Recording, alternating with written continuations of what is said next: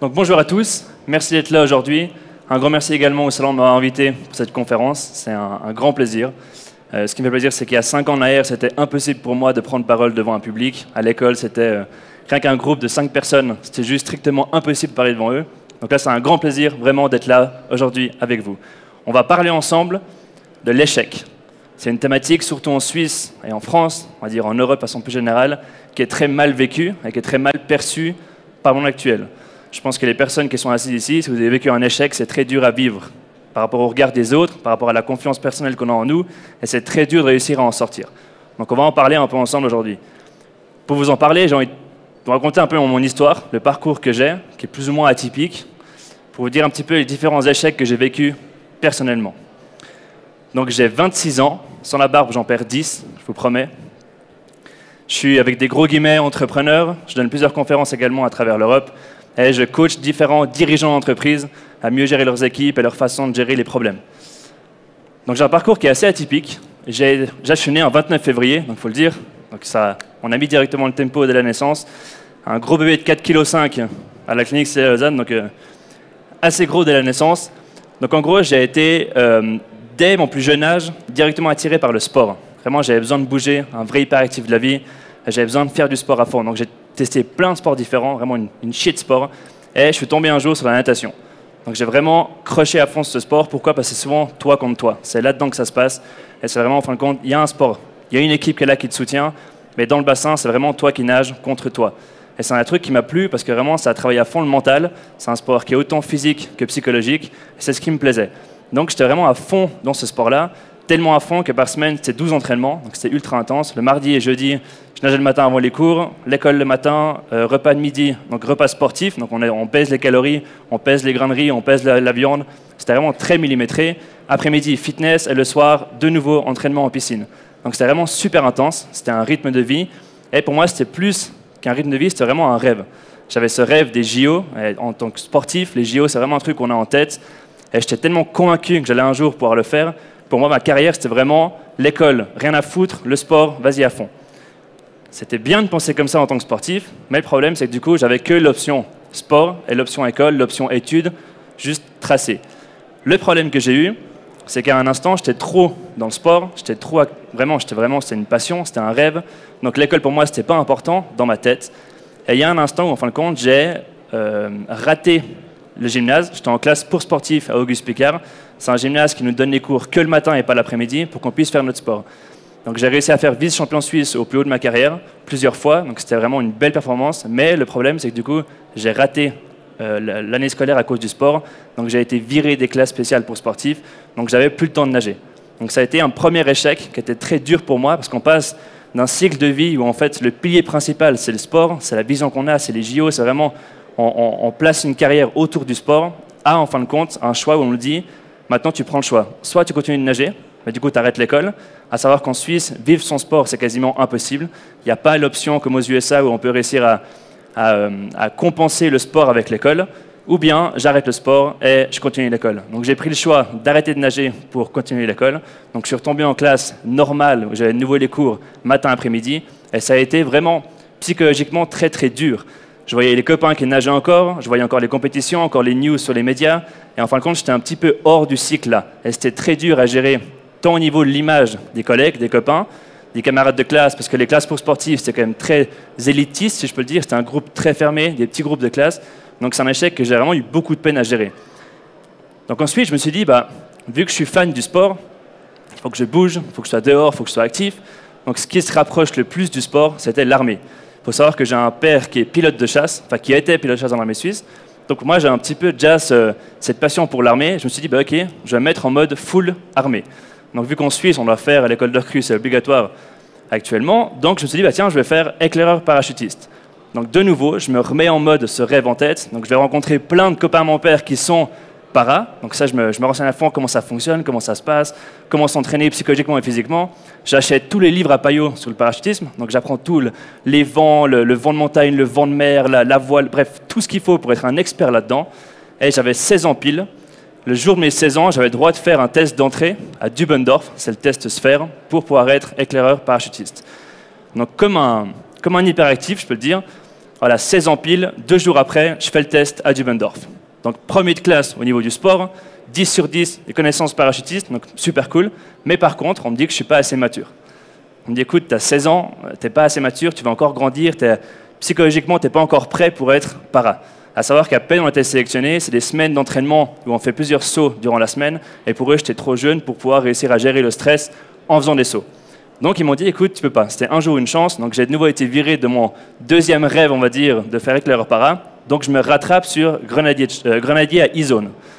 Donc, j'ai fait le recrutement à la Blécherette. Je m'entraîne de nouveau comme un gros taré pendant plusieurs mois. Je fais du foot américain, de la boxe à côté. Je m'entraîne comme un fou pour être prêt. Je fais des tests psychologiques en avance, préparé à fond, pour être sûr que cette fois, ça va jouer. Donc, je vais à la Blécherette, je fais le recrutement. Pareil, je suis dans le top 3 encore maintenant dans le sport à la Blécherette. Donc, nous, physiquement, ça jouait, c'était clean. Par contre, là-dedans, test de mémoire, je fais un 7 sur 10 et il fallait un 8 sur 10 pour être grun. Donc là, le recruteur me prend, il me dit, écoutez, tout va très bien. Par contre, mémoire, ça ne joue pas. Donc, Grun E-Zone, c'est impossible. Vous pouvez faire Grun Char. Je dis, putain, donc il y a encore le mot Grun, donc je peux le garder. Ok, j'accepte, c'est bon. Donc, je vais à Thun, je fais Grenadier de Char. Donc, il faut savoir que ma chambre, à l'époque, j'avais 20 ans à cette époque-là. C'était une sorte de cave militaire. Hein. Donc, ma mère pétait un câble, il y avait des treillis partout, il y avait une aile d'avion derrière. Et vraiment, j'étais à fond dans mon truc, quoi, vraiment à 300%. Je commence l'armée, apte à grader, chef de chambre, nickel, la carrière, parfait, c'est bon, je t'ai lancé. Je fais 3 semaines d'armée, en cours autour d'un hangar, et à un instant, il faisait nuit, on voyait rien. Il y a une sorte de petite marche qui descendait, mon genou fait un mouvement bizarre, et en fait, je me fissure le ménisque, donc c'était assez violent.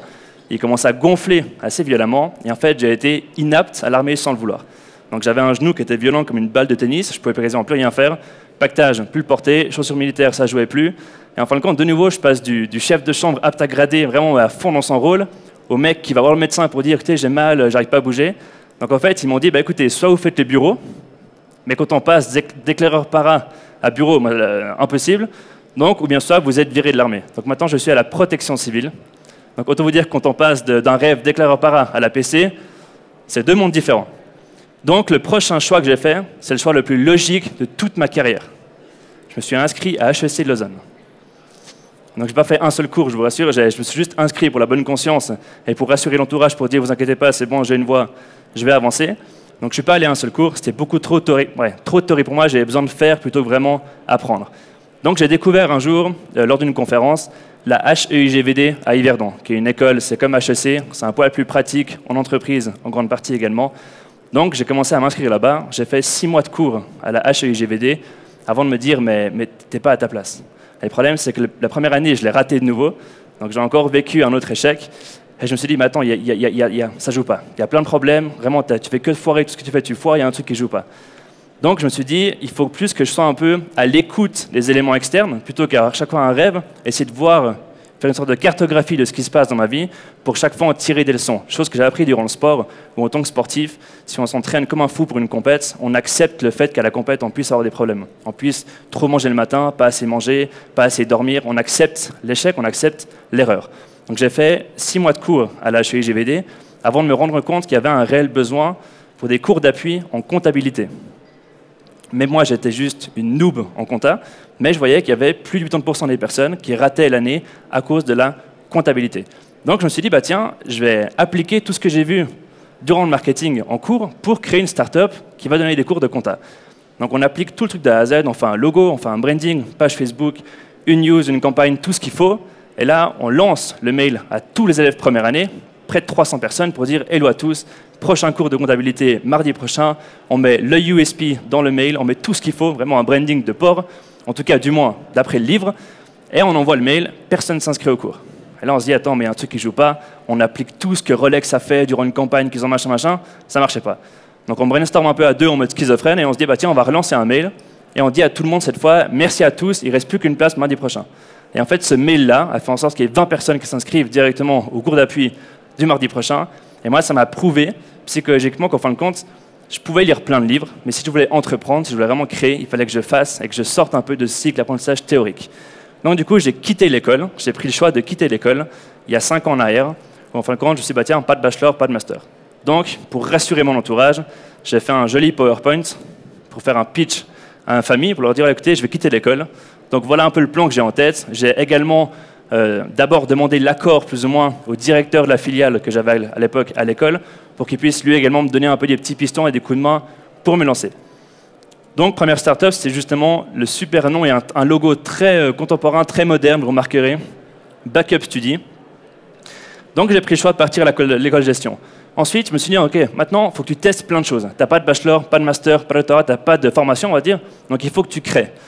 Mais du coup, je n'avais pas le choix, en fin de compte. Si j'allais créer, j'allais forcément échouer.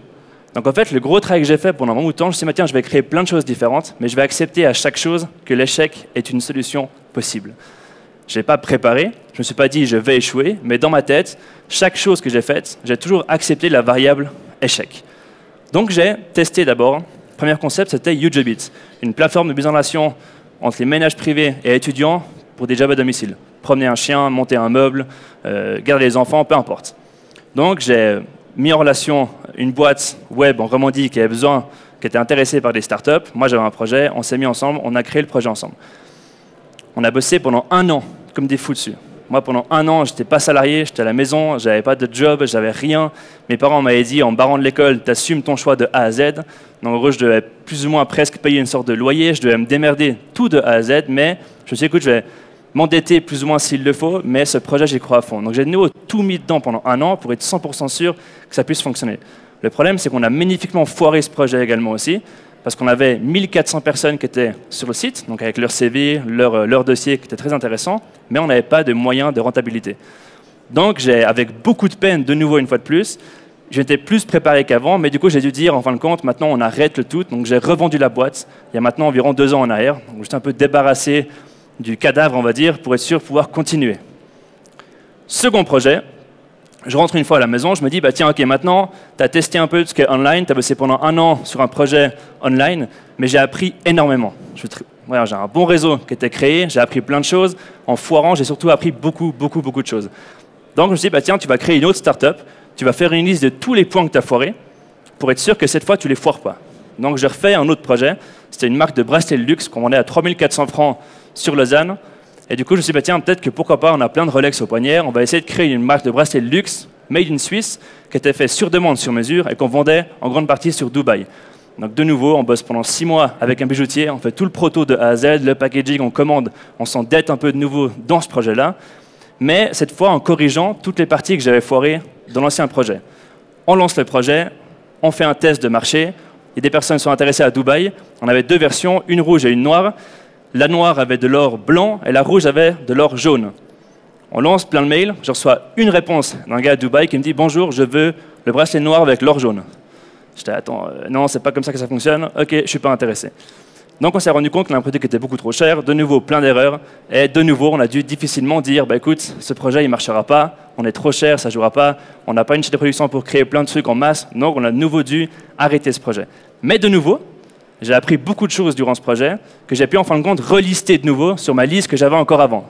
Donc au lieu de voir ce que j'ai réussi, j'ai plus valorisé ce que j'ai foiré à chaque fois. Et la startup qui a plus ou moins bien fonctionné, je peux le dire, c'est The ShareBrain. Je ne sais pas s'il y en a qui connaissent ici dans la salle. En gros, c'est à la base, j'avais un pote avec moi, on a brainstormé une fois ensemble. Il avait un projet qu'il venait de lancer et il me dit écoute, j'arrive pas à trouver des clients, comment est-ce que je pourrais faire? Donc on boit un café ensemble, et là il me dit, tu n'aurais pas des idées vu que tu es hors de la situation, est-ce que tu n'aurais pas 1 ou 2 conseils à me donner? Donc je lui passe des conseils de mon point de vue, qu'il applique, ça a fonctionné, et on s'est revus 1 mois après, mais on a inversé les rôles. Et on s'est rendu compte qu'en fait, il y a une sorte de cerveau collectif qui se plaçait au-dessus de nous, et qui nous aidait un peu à créer des ponts entre les idées qu'on avait.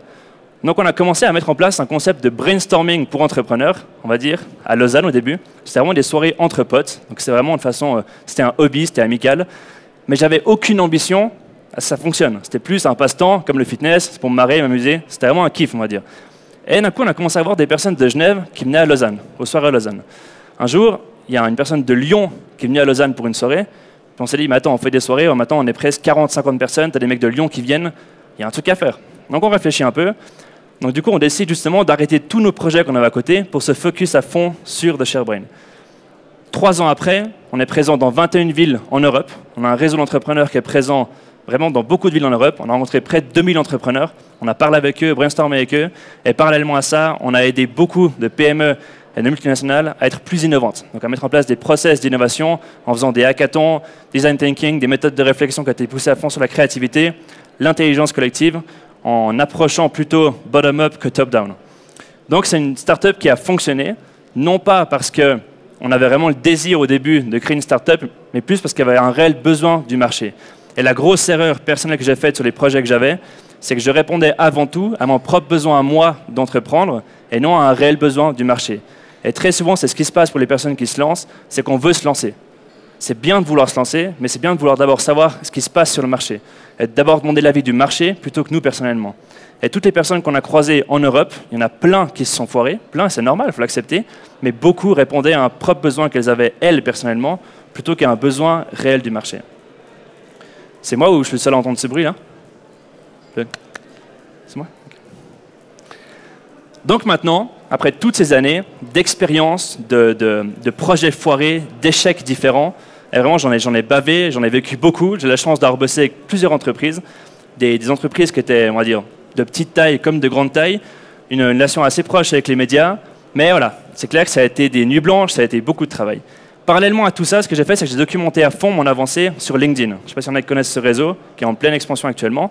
Donc je me suis dit, bah, tiens, pour essayer d'informer un peu mon réseau de l'avancée que je fais, je vais documenter mon activité sur LinkedIn. Donc de nouveau, je prends un peu un risque de m'exposer sur les réseaux, mais j'accepte le fait que la critique va arriver forcément derrière. Donc anecdote, autant des médias très intéressés m'ont dit, super, voilà, c'est intéressant ce qu'il fait, ça marche bien, ça a bien fonctionné. Autant d'autres médias ont un poil moins apprécié ma présence sur les réseaux. J'aime bien le montrer parce que franchement, je dois le dire, je me suis bien marré.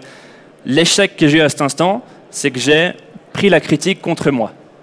Et on vit dans un monde où le regard des autres est ultra important pour nous tous. Si maintenant il y a une personne qui nous insulte, qui dit « t'es qu'une merde », c'est le truc qu'on prend contre nous et on n'aime pas qu'on nous insulte. Le regard des autres est ultra important. Je parle de ça parce que dans le monde de l'échec, dès l'instant où on foire quelque chose, on a directement peur du regard des autres. On a peur de savoir ce qu'ils vont en penser. Une entreprise qui rate quelque chose, qui lance un produit sur un marché et qui foire, non seulement elle a peur financièrement, mais elle a peur aussi au niveau de l'image, qu'on dise elle a foiré. S'il y a une personne dans la salle qui a été au chômage pendant une année, il n'y a personne qui ose parler de son chômage pour dire « je suis au chômage ». Il n'y a personne qui en parle, il faut le dire doucement. Sur un CV, on le cache. Un recruteur, s'il demande « il se passe quoi dans cette année ?», on n'en parle pas. On essaye de cacher, on déguise. « ah non, j'ai fait une pause, non, j'ai eu ça ». On n'ose pas parler des choses. Il y a un pote qui m'a téléphoné il n'y a pas longtemps, qui me téléphone en pleurant pour me dire « écoute mec, j'ai un problème à boîte, faut que je pose la faillite. Comment je pourrais faire ?» Puis je dis « bah tu la poses ».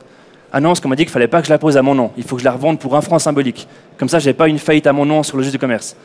Donc le mec, il avait plus peur de l'image qu'on allait se faire de lui pour dire j'ai une faillite.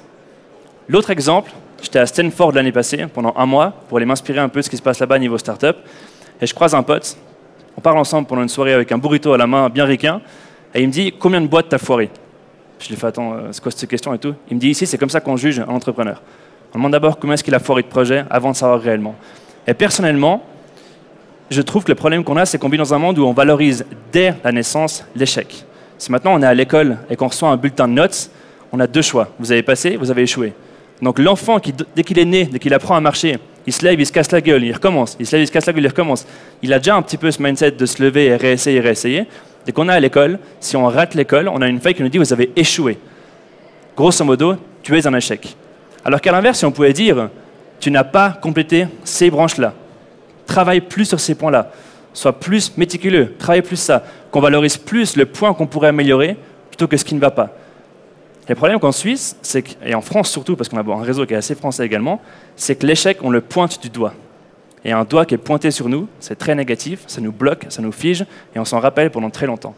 Alors qu'à l'inverse, si on pourrait se dire, bah, essayons. Le fait de tester, c'est une bonne chose, on va forcément peut-être réussir, peut-être également foirer, mais si on foire, au moins on aura essayé, et on aura plus d'apprentissage, plus de connaissances qu'une personne qui n'a pas essayé. Si je prends un exemple, par exemple, d'une personne qui veut faire le permis de conduire en Suisse, si maintenant on fait un test, puis qu'on foire le test, bah, du coup on doit voir une personne, on refait le permis. Donc on a de nouveau un expert qui est là, on refait le permis. Si on foire encore une fois, on doit le refaire, et une 3e fois, on doit avoir du coup un psychologue. Je parle d'expérience, j'ai une famille qui a une personne qui a vécu ça, mais cette personne qui a vécu plusieurs fois l'échec et qui a vu un psychologue qui l'a aidé à mieux conduire, c'est juste maintenant une tuerie sur la route. Elle sait gérer son stress, elle a appris à gérer ses émotions, elle a appris à connaître le code de la route par cœur comme une folle, et en fin de compte, elle a une expérience de la conduite qui est juste excellente. Un autre pote qui a eu la première femme experte pour les tests de conduite à la Blécherette, l'experte stressait autant que lui. Donc en fin de compte, il a passé l'examen alors qu'il a grillé quasiment un feu rouge à un instant. Puis il me dit, écoute mec, je sais pas comment je l'ai eu, mais je l'ai eu. personnellement, entre prendre une personne qui a eu son permis et qui l'a passé du premier coup, mais qui a eu une condition qui faisait que c'était cool pour lui, ou bien une personne qui l'a foiré 3 fois de suite, mais je suis sûr que cette personne-là, elle a travaillé chaque lacune qu'elle avait jusqu'à maintenant, personnellement, je pense elle qui a foiré. Et je pense que le problème qu'on a ici, c'est qu'on regarde que la réussite. On est des sapins de Noël tous, on a plein de médailles sur le torse, dès qu'on va à un rendez-vous, à un event networking, qu'est-ce qu'on fait? C'est qu'on dit tout ce qu'on a réussi. Je suis patron de telle boîte, j'ai géré tel projet, j'ai géré ça. On ne parle jamais de ce qu'on n'a pas réussi. Alors si on peut réussir à inverser un peu le monde actuel, à se dire qu'on valorise plus également ce qu'on n'a pas réussi. Une personne qui vient, qui était au chômage pendant 1 an, c'est une année, c'est un tremplin de fou pour elle. Elle a pu réfléchir, elle a pu se remettre en question, penser ce qu'elle pouvait faire, ce qu'elle pouvait changer, quelle vision, quel travail, se remettre en question, travailler, former. C'est une personne qui a beaucoup plus réfléchi, qui a un terrain qui est bien fertile qu'une personne qui aurait une carrière normale. Les deux sont valables et je pense qu'il faut valoriser autant la réussite que l'échec. Donc c'est vraiment une phrase qui, selon moi, est importante et ça commence gentiment à venir un peu dans nos esprits. Mais je pense vraiment qu'il faut qu'on arrête de parler que de réussite tout le temps. Il faut qu'on arrête d'avoir des CV toujours bien décorés. Il faut qu'on arrête de vouloir toujours être le meilleur dans une salle, le meilleur dans un endroit. Et je pense que des fois, c'est juste bien d'accepter qu'on est tous humains, qu'on a tous des projets, tous des envies, mais que l'échec est possible. Donc je parle autant au niveau de l'entrepreneur ou au niveau de l'entreprise qui veut lancer un nouveau projet, un nouveau produit, un nouveau service. Premièrement, il faut accepter que l'échec est possible. Il faut l'accepter. Si dès le départ, on ne l'accepte pas, qu'on ne l'approche pas et que là-dedans, on n'a pas un déclic qui dit que c'est possible, c'est une solution qui est possible, on va se figer, on ne va pas avancer. Parce que si pour nous, on est bloqué par l'échec, non, non, non, j'ai pas envie, qu'est-ce qu'on fait? L'entreprise va dire non, je ne suis pas intéressé. Maintenant, si je parle de réseaux sociaux, Facebook, Instagram, LinkedIn, je connais bien le truc, je suis très fréquent dessus. Il y a beaucoup d'entreprises qui n'y sont pas ou qui n'ont pas une stratégie dessus. Premièrement, pour ces boîtes-là, dans 1 an, c'est quasiment sûr qu'elles sont foutues parce que les générations qui arrivent maintenant sont habituées à travailler avec ces réseaux. Mais ces boîtes-là qui ne sont pas sur les réseaux, c'est qu'elles ont peur d'échouer. C'est qu'elles ne connaissent pas comment ça fonctionne. Elles ont peur de mettre de l'argent dans cette ressource-là. Elles ont peur de ne pas savoir ce qu'il y a derrière. Donc, elles ont peur d'accepter le fait que l'échec est possible. Donc, l'échec, si on ne l'accepte pas, nous fige, nous bloque et nous freine d'avancer. Maintenant, je dis bien qu'il ne faut pas le préparer. Je ne me suis jamais lancé en me disant « Mec, je vais foirer, cool, fonce ». Non. Je me suis dit « Je vais y aller à fond. J'accepte que l'échec est possible. Je m'y prépare personnellement. » Donc, c'est psychologiquement faire un déclic pour me dire « Ok, j'ai un projet, j'accepte que l'échec soit là. Il est par ici, je suis prêt à l'accepter, à l'accueillir, et s'il est là, ok, je verrai ce que je peux faire après. » Ensuite, le point qui est important, c'est oser en parler autour de soi. Et je parle d'expérience, parce que l'instant où je me suis lancé avec le UJBeats, le site que j'avais créé, aux fêtes de Noël, forcément la première fois, tout le monde est là, tout le monde a appris que le petit Logan Grégory s'est lancé en tant qu'entrepreneur, c'est le Mark Zuckerberg numéro 2 qui va arriver, donc c'est un peu les mythes qu'on se fait ici. Et du coup, forcément, on nous pose plein de questions. Mais c'est quoi ton projet? T'en es où? Allez, on explique tout fier ce qu'on a fait. Puis le Noël d'après, dès que la boîte, on s'est un peu séparé du cadavre parce qu'elle ne marche plus, on n'arrive pas à en parler. Tu fais quoi? Ouais, non, ce projet... Et on a honte d'en parler. Alors qu'en fait, la meilleure solution, c'est d'en parler, mais à l'inverse, d'en être fier presque. Et moi, ces conférences où je parle des trucs que j'ai foirés, mais j'adore. Parce que c'est là où j'ai appris. Et si je n'avais pas tout foiré ces choses-là, je ne serais pas ici maintenant. Et en fin de compte, le fait d'en parler autour de soi, ça booste la confiance de 1, et 2, c'est qu'on arrive à accepter le fait. Et ça aide autant nous, et autant les personnes qui vont l'entendre, et c'est un peu aussi une sorte de réseau de diffusion qui se met en place. Le point qui est le plus important, et c'est celui qu'on m'a enseigné quand je nageais, c'est feedback, feedback, feedback. Peu importe ce qui se passe, qu'on réussisse ou pas, toujours feedback. Avec mon père, pilote de chasse, dès qu'on faisait un vol à l'époque, moi j'étais le gamin fan de cette aviation, donc j'étais toujours posé à côté. Il volait, pendant 1 heure après, je ne le voyais pas. C'est pas qu'il se changeait, c'est qu'il débriefait à chaque fois. Il se posait le vol, comment, l'altitude, oui, non, bien, pas bien. Débrief tout le temps. Quand je nageais, peu importe la course, on avait directement un débrief. Où on ne prenait pas juste la course en cause, mais tout. La semaine qui entourait la course. Est-ce qu'on a bien nagé, suffisamment, trop forcé, pas assez forcé, bien mangé, pas assez mangé?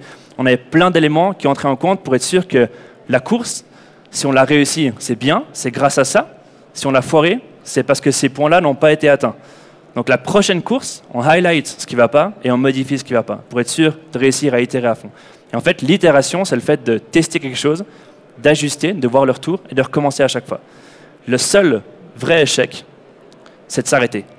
Une personne qui veut entreprendre, qui veut lancer un projet, elle va forcément foirer des choses. Il y en a quelques-uns qui ont de la chance, qui arrivent directement. Mais en grande partie, on va forcément essuyer des échecs. Le seul échec, c'est de se dire, j'abandonne mon rêve, j'abandonne le projet que j'avais et j'arrête. Ce qu'il faut juste, c'est réussir à prendre le feedback, prendre l'info, vraiment l'accepter en soi, la digérer, l'embrasser, et derrière revenir directement plus fort. Si on tombe d'un cheval, tout on fait que dire, remonte directement en selle pour directement pouvoir te dire psychologiquement, je continue, c'est pas un blocus, ça me freine pas. Donc chaque fois, essayer de revenir plus fort et vraiment réussir à accepter l'échec dès l'entrée. Merci de nous avoir écoutés, c'est un grand plaisir d'être là. Maintenant, ce que je propose, c'est que si vous avez des questions, posez-les à fond, je suis vraiment ouvert sur tout, peu importe la question, transparence à 100%. Je sais qu'il y a une personne par là qui a un micro, donc voilà. Lâchez-vous. Donc, si vous avez... y a-t-il des questions? Y a-t-il quelqu'un qui aimerait poser une question, même décalée, à Greg?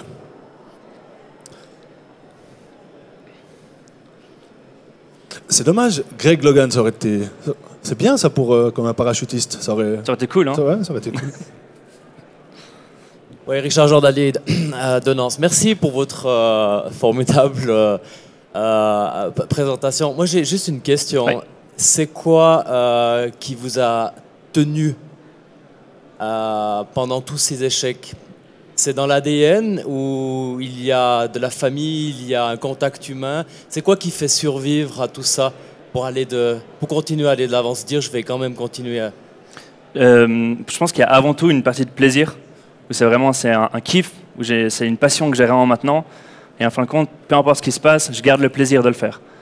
Donc en fin de compte, je vois plus tout ce qu'on fait comme un voyage plutôt qu'une destination. Et le problème, c'est que beaucoup d'entrepreneurs qui veulent se lancer, très souvent, c'est qu'on voit la finalité. On veut se lancer parce qu'on veut être entrepreneur, on veut être patron de sa boîte, on veut être libre de son temps, on veut avoir de l'argent. Et le problème, c'est qu'on voit juste ça en fin de compte. On n'arrive pas à voir tout le chemin qu'il y a à parcourir pour y arriver. Et en fait, je me suis rapidement rendu compte que si je voyais que ça, j'allais jamais y arriver. Et que j'avais meilleur temps en fait, de savourer tout le voyage, peu importe le paysage, peu importe la météo, la pluie, le beau temps, peu importe. En fait, savourer le voyage de A à Z. Et du coup, je savais que forcément, en fin de compte, si j'allais kiffer ça, peu importe que j'y arrive ou pas, mais là, j'ai du plaisir. Donc je pense que c'est plus trouver vraiment un truc qui nous plaît, le faire d'une façon où on apprécie chaque jour ce qu'on fait. Après, je dis bien, il y a des jours, c'est la merde, hein, où on se lève, on n'a pas envie de se lever, c'est le bordel, plein de mauvaises nouvelles, c'est clair. Mais si là-dedans, on arrive à kiffer le voyage plus que l'arrivée, du coup, forcément que derrière, c'est un truc qui nous motive chaque jour, quoi. Et il y en a bien trop qui se lancent parce qu'on veut juste réussir à avoir le bout final, la cerise sur le gâteau. Alors qu'en fait, si on voit que ça, on va se lancer, on verra vite qu'il y a un obstacle qui tombe, ça va rallonger un peu le trajet pour y arriver et ça décourage. Et c'est un travail que j'ai fait personnellement moi aussi. Pour tout vous dire, dans ma tête, YouJoBit, la boîte que j'avais créée, ma copine, c'était en septembre, je lui avais dit, chérie, en décembre, on part à New York pour fêter ça ensemble. Ça a marché à fond, t'inquiète pas, on aura un salaire, ça a fonctionné, on part à New York ensemble. Je suis parti 4 ans après à New York. Hein. On lui attend que ça fonctionne. Donc je pense qu'il faut plus directement comprendre que c'est un voyage et pas une destination. Voilà. Une autre question? Oui.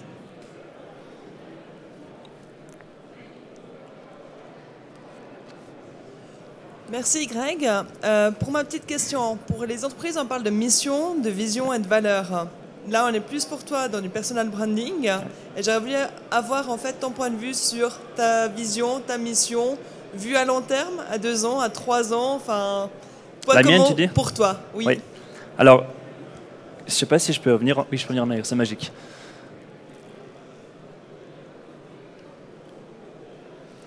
Ma vision à long terme, c'est que, en fait, plus j'avance et plus je découvre un peu ce que j'aime aussi. Et j'ai vraiment eu plein de projets différents et je sais que j'en ai eu presque eu trop par rapport à ce que j'aurais dû faire. Mais en fait, je sais que je me cherche moi aussi.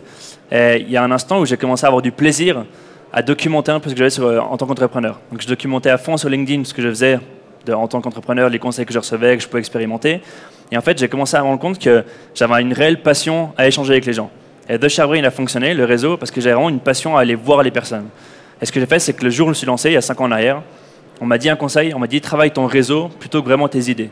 Donc en fait, j'ai commencé vraiment à adorer. Et un jour, on m'a demandé qu'est-ce que tu veux faire plus grand. Puis je disais, je vais être payé pour des cafés. Donc en fait, j'ai vraiment commencé à adorer rencontrer des personnes, croiser du monde. Donc maintenant, le gros projet que j'ai maintenant, et je pense que c'est un petit peu l'aboutissement de toute cette recherche que j'ai fait, c'est une communauté, c'est Dare the Impossible. En gros, c'est un mouvement mondial où on fait des conférences à travers le monde. On a New York, Toronto, Paris, Lyon. Et on fait des conférences où en fait, le but, c'est de mettre des speakers sur scène qui sont inspirants, motivants et réussir à fond à s'entraider ensemble pour aboutir un projet, un rêve qu'on a. Et en fait, c'est essayer de copier-coller un peu le parcours que j'ai eu, le partager à un max de personnes et réussir à pousser à fond les personnes à se lancer à leur tour. Pas en tant qu'entrepreneur, peu importe le projet qu'on a, mais plus vraiment essayer de motiver un peu les gens. Donc je dirais maintenant, moi, c'est vraiment l'échange et l'inspiration, c'est c'est pas une personne qui inspire l'autre, c'est tout le monde, on peut tous s'inspirer à fond. Et j'ai croisé des personnes qui avaient autant 12, 13, 14 ans. J'ai croisé un jeune il n'y a pas longtemps qui a 17 ans, qui a créé son entreprise où ils font des vidéos. Et le gars, il est juste, mais c'est incroyable, 17 ans, il a pris le choix de se barrer de l'école pour créer une entreprise. Et c'est une personne qui est ultra inspirante, qui pousse à fond. Et je pense qu'au lieu de vouloir être influenceur, mieux vaut être vraiment inspirant. Pousser les personnes à s'inspirer tous ensemble. Et c'est un peu, je dirais, l'ambition que j'ai actuellement. Et c'est le projet qui me drive le plus et qui me prend le plus de temps actuellement. Est-ce qu'il y a d'autres questions? Oui.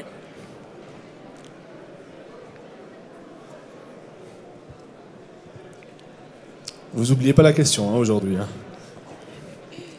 Hello Greg, Sabina. Moi je te suis sur LinkedIn, tu es très très inspirant. C'est très gentil, merci. Je voulais savoir par rapport à quand tu parles de l'échec, est-ce qu'on n'a pas meilleur temps de tester l'échec plutôt que l'étude du marché?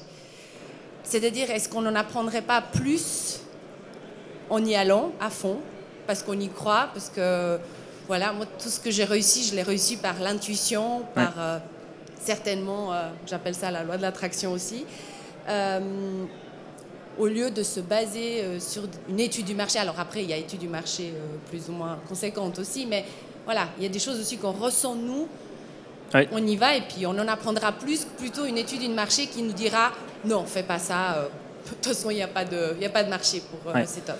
C'est comme les ricains disent beaucoup écoute tes guts, écoute les tripes pour savoir s'il faut y aller ou pas. Et je pense qu'à mon avis c'est un mix des deux qu'il faudrait faire. Se lancer sans écouter le marché, ça peut être bien, mais d'ailleurs le risque d'échec est bien plus grand que si on passe juste un petit bout de temps à d'abord écouter un peu le marché. Maintenant le problème c'est qu'il y en a plein qui veulent se lancer puis qui maximisent à fond ce temps d'écoute du marché. En fait, c'est une sorte de fausse bonne excuse pour ne pas se lancer. Donc on attend, et j'ai croisé plein de personnes.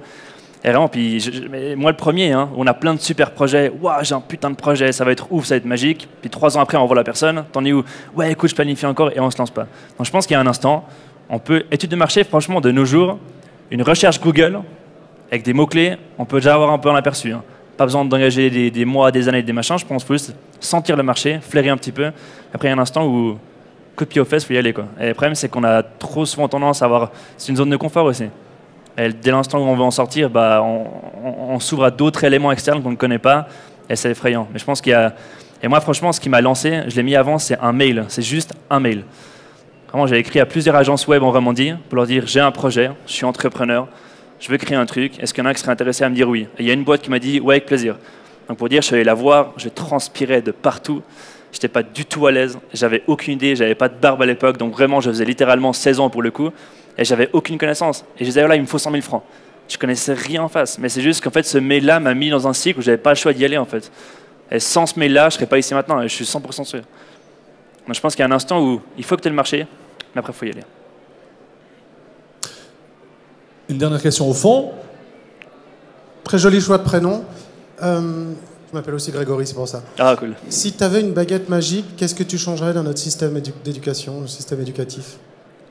De faire plutôt qu'apprendre. En fait, le problème, c'est qu'on apprend directement à lire des livres et pas assez à faire les choses. Je pense qu'il y a un... Je suis pas prof, mais j'ai vécu pas mal de situations où je pense qu'à force de lire que des livres, on voit souvent des profs académiques qui ont eux aussi lu beaucoup de livres. Et je pense que si on veut, la meilleure façon de faire, c'est de faire. Il faut juste faire les choses, puis c'est comme ça qu'on apprend. J'ai vu un exemple d'une école aux US où ils avaient un cours sur les startups. Donc en gros, c'est une sorte de cours boîte à outils pour l'entrepreneur. C'était 1 an de cours, le prof est arrivé, premier cours, il a posé un laptop sur la salle, il dit voilà, Google, c'est votre pote pendant l'année, mettez-vous en groupe de 5, créez une startup. Il y a une hotline, c'est mon numéro de téléphone, débrouillez-vous, vous avez 1 an. Et il s'est barré. Et je trouve que c'est un exemple concret pour dire qu'on a beau lire plein de livres différents, ça peut être super enrichissant, mais si on ne fait pas les choses, on n'apprend pas. Donc je pense que l'école devrait plus pousser les enfants à faire les choses, à essayer de mettre la main à la pâte vraiment, plutôt que juste lire en théorie, puis demander à chaque fois, mais pourquoi remettre en question, alors qu'ils pourraient directement faire les choses. Et je pense qu'en faisant les choses, bah, c'est un cycle où on fera, et si on fait, on accepte l'environnement externe, on accepte l'erreur, on accepte l'échec, on accepte l'apprentissage. Du coup, c'est un cycle qui pourrait peut-être, je pense, selon moi personnellement, mieux aboutir sur la fin. Merci Greg, merci pour cette conférence un peu décalée aussi, comme tu l'as dit. Je demanderai au public de l'applaudir bien fort. Merci. Merci. Juste une question, je peux? J'ai une habitude, c'est que je fais un selfie bien beauf à la fin de la conférence où on lève tous les mains. C'est très cliché, mais que ça, je garde un peu une trace chaque conférence. Et ça vous dérange si on le fait ensemble? Super. Est-ce qu'il y a une personne qui ne veut pas être sur la photo? Je mettrai un smiley sur la face si jamais. Non, c'est bon? Ok. Alors levez tous les mains, comme ça, c'est l'instant beauf de la conférence. Ça joue?